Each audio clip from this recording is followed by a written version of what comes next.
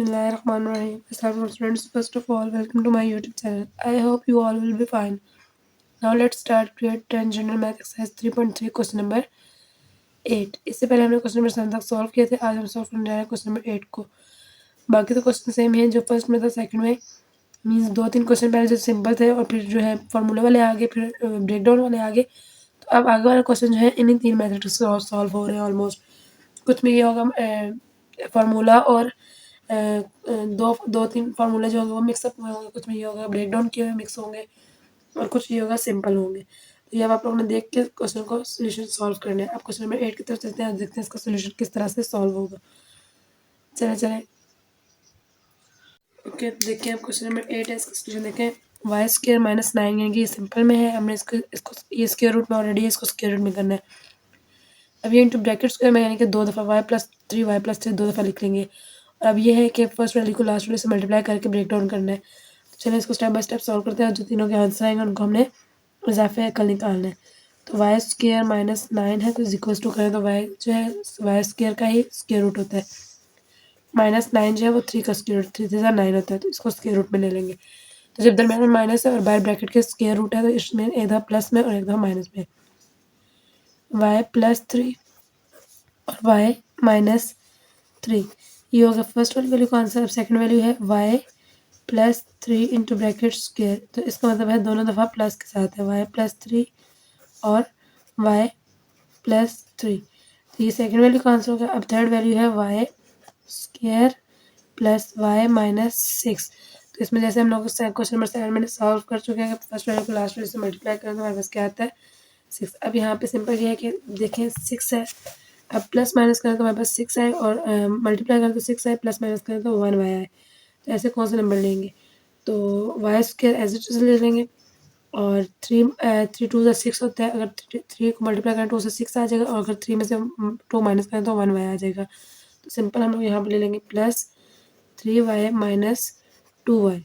Plus minus minus करेंगे क्योंकि इसलिए यहाँ पे माइनस करने से आंसर आएगा. यहाँ पे एक साइन माइनस का और एक साइन प्लस का लेंगे और -6 एज इट इज दे देंगे. अब इन दोनों वैल्यू में से और इन दोनों वैल्यू में से कॉमन ले लेंगे. इसमें से कॉमन लेंगे तो y कॉमन आएगा और एक y रह जाएगा अंदर +3 और इसमें से लेंगे तो -2 बाहर कॉमन आ जाएगा. अंदर आ जाएगा y माइनस माइनस प्लस और 2 3 6 तो 3 आ जाएगा यहाँ पे. जब इसको निकालें हैं तो जो ब्रैकेट के बाहर वाली वैल्यू वो एक दफ़ा लिख लेंगे -2 y-2 और जो ब्रैकेट के अंदर है ये कॉमन है तो इसको एक दफ़ा लिख लेंगे y+3. तो इस थर्ड वाली वैल्यू का आंसर आ जाएगा ये. अब हम यहाँ पे निकालेंगे मुश्तरक अज्जाए ज़रबी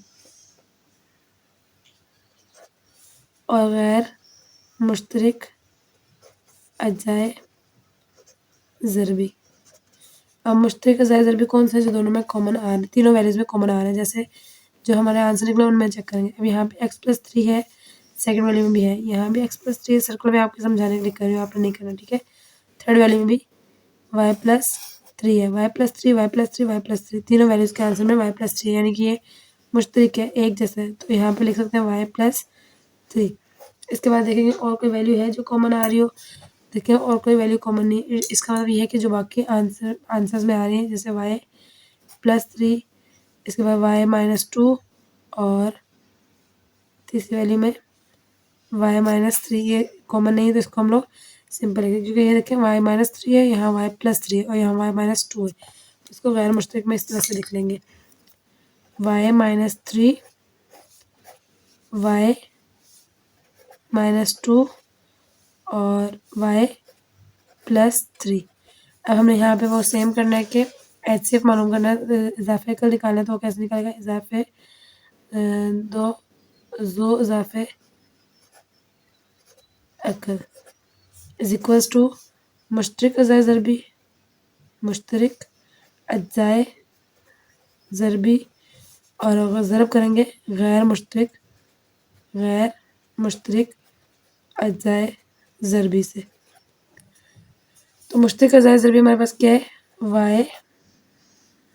y+3 और गैर मुश्तरक क्या है y-3 y-2 और y+3. तो यहाँ पे ज़रूर ख़त्म हो जाएगी क्योंकि सेम वैल्यू कोई भी नहीं, सारी अलग अलग वैल्यू है, तो ज़रूर ख़त्म होने के बाद बाकी एज इट इज़ वैसे ही आ जाएगा। y plus 3 y minus 3 y minus 2 और y प्लस 3। तो y प्लस 3 कॉमन है तो इसको हम लोग एक दफ़ा लिख सकते हैं, यहाँ से ख़त्म कर सकते हैं, ठीक है। यहाँ पे डिपेंड करता है। तो ये हमारा आ जाएगा आंसर, यानी कि जो हमने एलसीएम निकाला है, उर्दू में इसको इज़ाफ़े अक़ल कहते हैं। ये क्वेश्चन नंबर 8 सॉल्व हो गया। अब चलते हैं क्वेश्चन नंबर 9 की तरफ।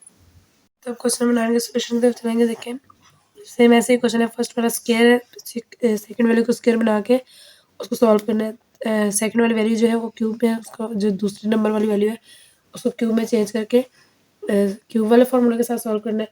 और थर्ड वाली वैल्यू वही है जो फर्स्ट वैल्यू को लास्ट वैल्यू से मल्टीप्लाई करके हमने ब्रेक डाउन करना है, ठीक है। तो इसको अगर सॉल्व करें तो 1 माइनस वाई स्क्वायर है इज इक्वल टू 1 का स्क्वायर रूट 1 ही होता है, माइनस वाई का स्क्वायर रूट वाई ही होगा।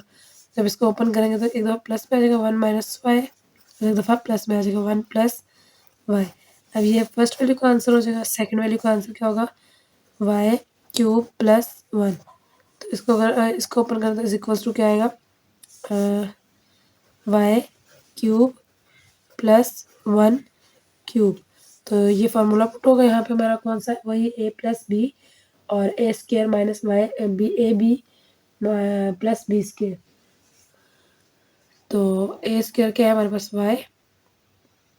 वाई प्लस 1 और बाकी फार्मूला खोलेंगे वाई स्क्वायर प्लस, तो जब ए बी को मल्टीप्लाई करना होता है आपस में फिर आंसर आता है, तो वाई को 1 से मल्टीप्लाई कर 1 नहीं आता है, तो वाई और प्लस यहाँ पे माइनस आएगा प्लस 1 स्क्वायर, ये आ जाएगा।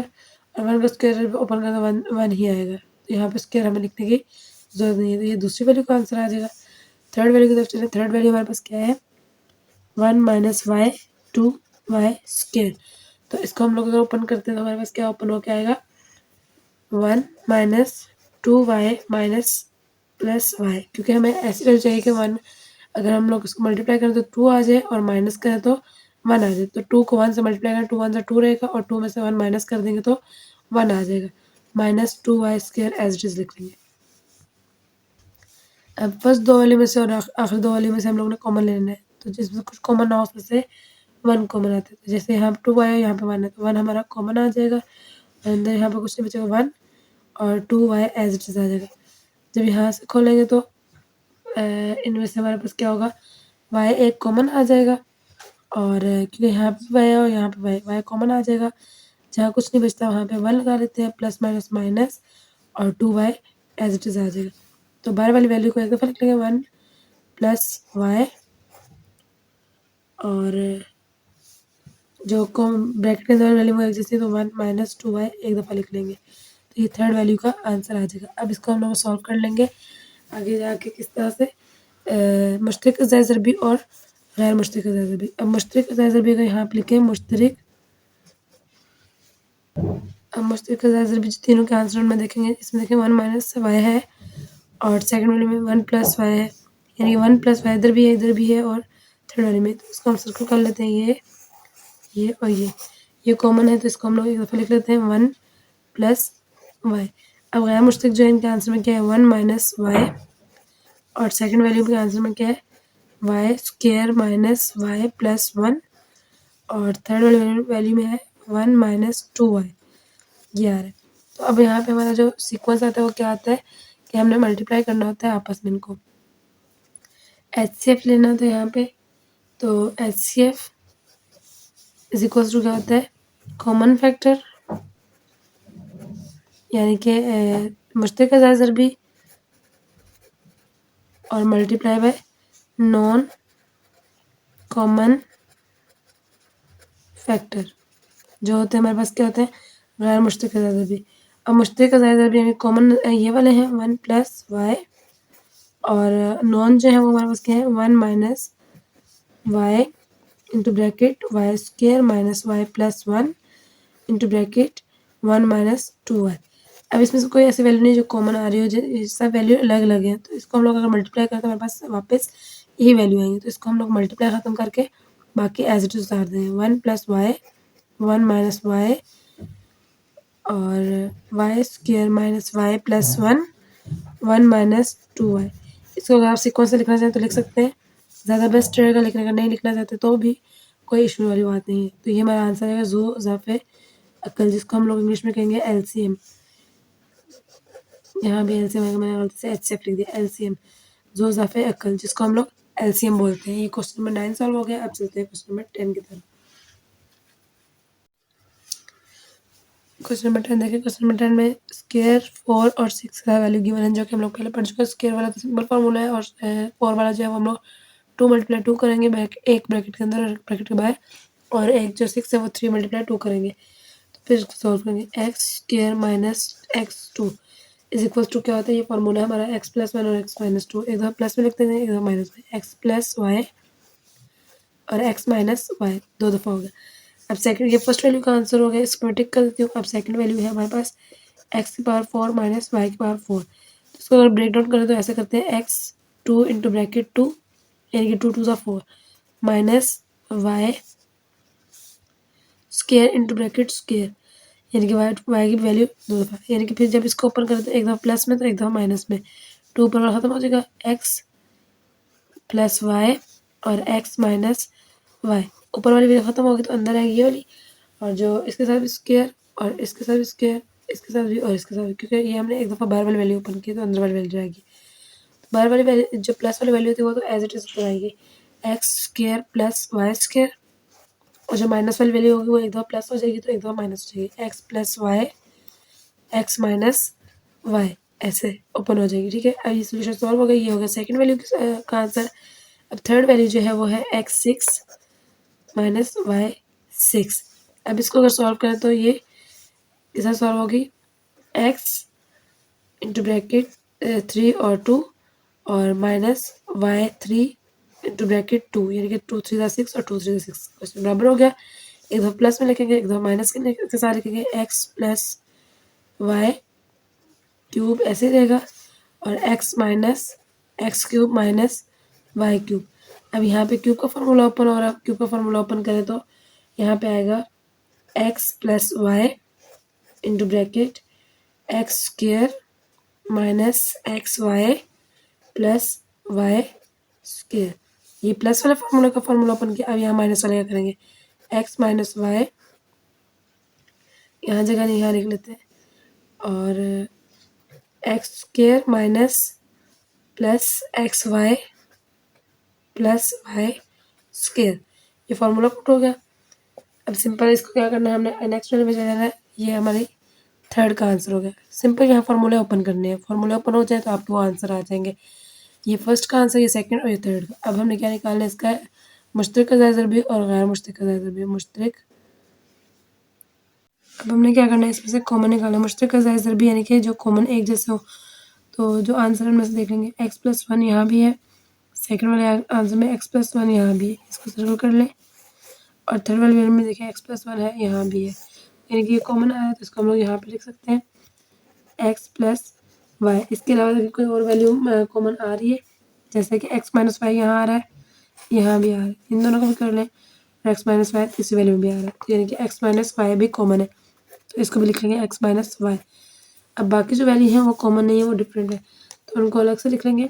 जैसे फर्स्ट वाली तो दोनों कॉमन में, थर्ड वाली में, सेकंड वाली में क्या है, x square plus Y square into bracket, और क्या बचा है, और कुछ नहीं बचा है। थर्ड वाली का आंसर देखें, x square minus x y plus Y square, ये बच गई। अब हमने क्या करना है, गैर मुश्तरक ज़रबी को अज़ाय ज़रबी को मुश्तरक अज़ाय ज़रबी से मल्टीप्लाई करना है। मुश्तरक अज़ाय ज़रबी में हमारे पास क्या है, एक्स प्लस वाई और एक्स माइनस वाई, और इसमें क्या है, x square plus Y square